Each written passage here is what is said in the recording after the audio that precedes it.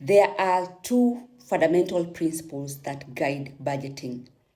And until you understand them, budgeting will always be hard for you. The first principle is called the cash inflow. Cash inflow is every coin that enters into your account. It could be from your salary, interest income, dividends, or even your side hustles. The other principle is called cash outflow. Cash outflow is every coin that goes into your account. It's your expenditure. And this is where most people go wrong, because most people know how much they make, but they don't know where that money goes to.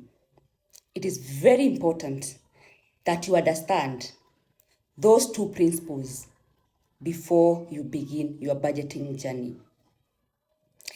And I always advise, when it comes to preparing your cash outflows, it is important that you categorize your expenses into essential and non-essential expenses. Essential expenses, I have told you before, are expenses such as food, rent, medical, school fees, loans. Those are expenses that you must incur irrespective of your income level. Non-essential expenses are expenses that you can live without, such as entertainment, maybe eating out, buying gifts.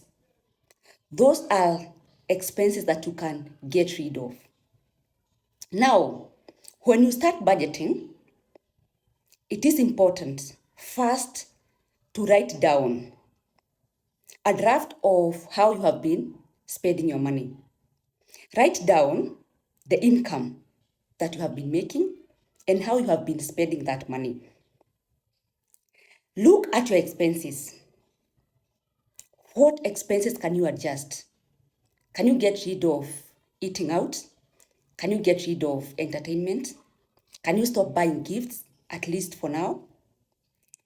Once you understand how your expense structure looks like, it will be easy to come up with a good budget that is accurate. And I forgot to tell you that you must have an accurate figure of your cash inflow. Because if you overestimate how much money you make, then your budget will not be accurate. And if you underestimate your expenses, again, your budget will not be effective. So once you know all those facts, come up with the draft. How have you been spending your money? And what happens, most people find that their cash outflows has been exceeding their cash inflow. And so you have been operating at a loss. It is important that you write everything down. Now, once you write that draft, come up with a plan, what we call a standard budget, a projected budget. How do you plan to spend your money? So write down, how much money do you make? How are you going to spend that money?